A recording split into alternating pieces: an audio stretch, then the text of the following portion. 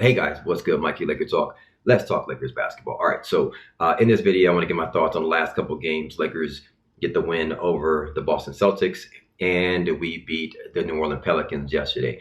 Now, this video is really about the things that we need to improve on. This is not just for casual fans. Yes, we're good. We're 44-12, right? But when it comes to criticizing the Lakers, it's about nitpicking at an elite level. All right. Yes, we beat Boston Celtics. We barely beat them. They didn't have Kemba Walker. And we struggled a little bit with a 19-year-old. I mean, Zion is a beast in himself. Like, I'm going to talk about that. But we got to do better. There's two things that I want to touch on. One, overall, we just got to get back to a stronger identity on the defensive end.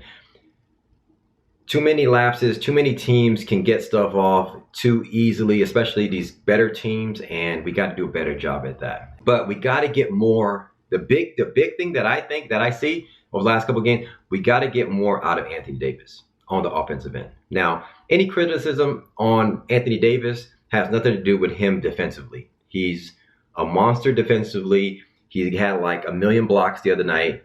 He always shows up on that end of the floor, and for what it's worth, his defense helps us win these games, and is a big reason why we're 44-12. But if you really want to nitpick, Anthony Davis needs to give us a lot more on the offensive end, especially when we play these tough teams and we move into that grind period into the playoffs and things like that, when we really need to buckle down and show up. Our superstars need to show up. Too often, way too often, he's settling for some weak fadeaway layups or weak fadeaway shots. Yesterday in particular, he had Drew Holiday posted up several times. He took a fadeaway shot. He had that Euro guy. He took a fadeaway shot. In several occasions, he's done this fadeaway layup, if you will. I don't even know if that's even a true thing, but a fadeaway layup, you know what I'm talking about. Some layup where you really don't have your heart into it, and he's laying something up, but he's falling away, and he's casually falling on the outside, and weak layups kind of bounce off the front of the rim. He showed that against Boston Celtics several times down the stretch when we needed a tough play. We really needed him to kind of man up and actually forcefully, if you're going to lay the ball up, go towards the rim. Like an example is this: Zion Williamson. Every time he touches the ball, there's nothing that's fading away from him. He's always going at the rim, which allows him to get fouled. If he's either going to make the shot, get the dunk, or get fouled. We see that ability in Anthony Davis. What happened? Remember that game? He had 26 out of 27 free throws.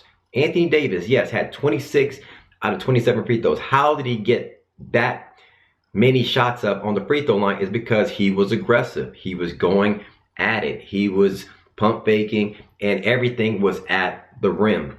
You can't get fouled fading stuff away.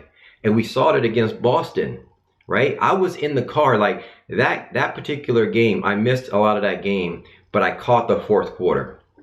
Now I'm driving home, and I'm listening to the radio, right? And for the life of me, I didn't hear Anthony Davis's name for a big chunk of the fourth. Yes, part of it he was out. But even when he got on the floor, it was too much of our role players being involved. It was Caruso, KCP, LeBron James, blah, blah, blah. Down at the stretch, yes, I get home, and at the end of the game, at the stretch, the 4-minute mark, he was getting the ball a lot, but then now he's fading away on his layups. He's settling for these weak layups where, if you think about it, his heart is about 15% into that, right? He's fading away, and then he's looking at the ref. The ball is up the court. He's not aggressively going to the rim, trying to get that foul or trying to get that layup, and forcefully trying to get that shot. His heart's just not in it. He's settling too much for these fadeaway shots. Anthony Davis is a great player. He's an amazing player. When you're playing against the Charlotte Hornets and you're a middle of the season game, and you're not really being challenged he's far superior than any other, bigs down there. So he's going to get his 26, 28, 33 and 7 blocks and things like that. Like I said, defensively, he's there. But he was challenged yesterday. He was getting bullied by Zion Williamson. Now, Zion Williamson is a monster, okay? The dude was getting everything way too easy at the rim, and the dude's a beast. He's Rookie of the Year, hands down. There's not even close. Ja Morant is great, but it's not even close when you compare the two. Every time Zion Williamson was on the floor, I was nervous. I was like, this dude's about to get his shot up. It was easy. I'm like, he's about to get his shot up, and we can't stop him. That's how I felt. When Ja Morant gets the ball, I don't feel that way, right? I don't feel a threat. To me, Zion Williamson is hands down Rookie of the Year. This dude and a beast. I don't even like. You got young Shaq and a prime Charles Barkley in his body with a mixed of, I mean, heck. Like who had springs like this dude's got with a mix of Blake Griffin in there on terms of his leaping ability. This dude made LeBron James look small. When you compare them side by side, this dude's a monster. Like, to me, he's a handful. So yeah, I'm not going to be so hard on Anthony Davis, the fact that Zion Williamson was getting his shot, but he was getting it too easy. He was getting his shot off way too easy. Now, that's just the reality. Zion Williamson is a monster, and he's going to be able to do that against anybody in the league. But here's the thing. Why don't you let him make him work on the other end? A lot of times you settle for a fadeaway shot. Let him work. Let him foul you up. Let you get to the line just as many times as he is, and let him work. A lot of times you're not getting to the line because you're fading away on layups. You're fading away on shots. You're fading away. Think about what I'm asking for out of Anthony Davis. Somebody actually tweeted me and said he's becoming more like a Pau Gasol. Now listen, Pau Gasol, you can label him as a soft European player, but Pau Gasol had a lot more grit and a lot more fight down the stretch. I mean, it was like night and day compared to what Anthony Davis is giving us, compared to what Pau Gasol gave us. And Pau Gasol during that 2010, in my opinion, was one of the best power forwards in the league. Now, you can call him soft if you will, but offensively, defensively, Pau Gasol was there. And the reason why we won 2 championships is because of Pau Gasol's grit down the stretch. He was always yelling. He was always mad. He was always, he was making the right play, and he was getting to the line. He could finish up with both hands. He was always getting to the line. He could pass, do these things, but he was never settling for fadeaway shots and not involved in the play. He was always around the rim, finishing, both hands and yelling, grabbing people. Yeah, that infamous Pau Gasol yell. I mean, hell, do we ever see that out of Anthony Davis?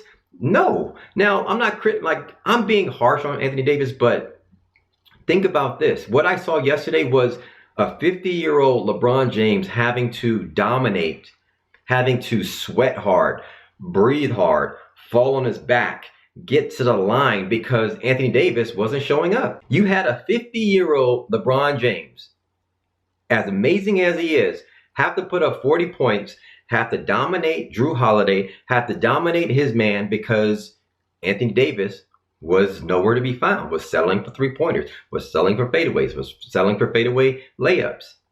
Now, I mean, we can't have that, especially down the stretch against the Bostons, against the Denver Nuggets, against the Houston Rockets, against the Clippers.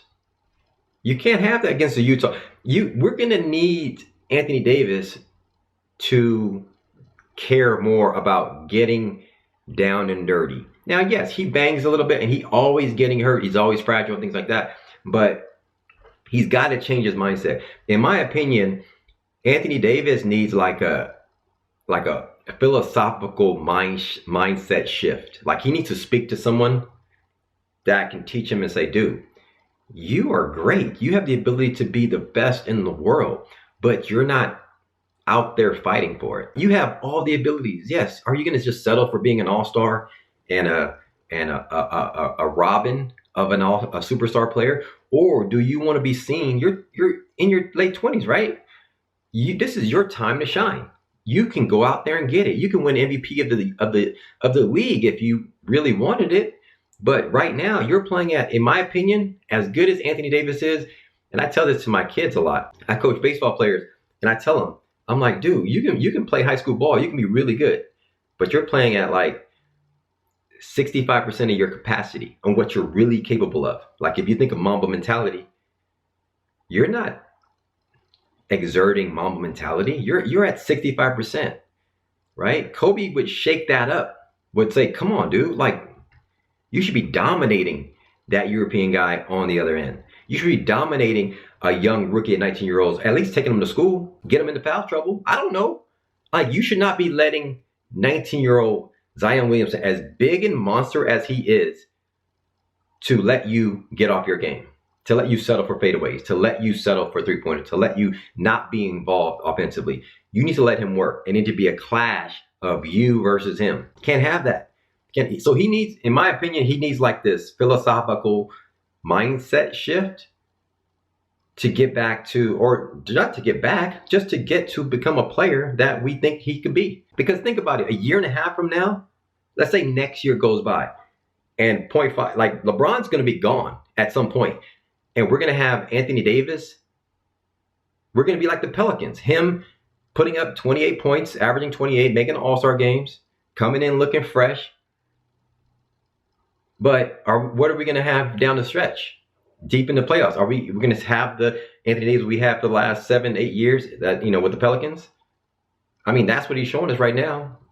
We need more out of Anthony Davis. I know I'm being a little harsh, but at the end of the day, like I said, we're just criticizing the elite. Anthony Davis is great defensively and all that stuff, but we need more from him on the offensive end. Hit me up in the comments below. Let me know your thoughts. You think I'm too harsh on him, or you think we need a lot more out of Anthony Davis on the offensive end? Hit me up in the comments below. Let me know your thoughts. Thank you for commenting, like, subscribing. As always, follow me on Twitter and Instagram at MySportsLA. I'll catch you guys in the next video. Peace.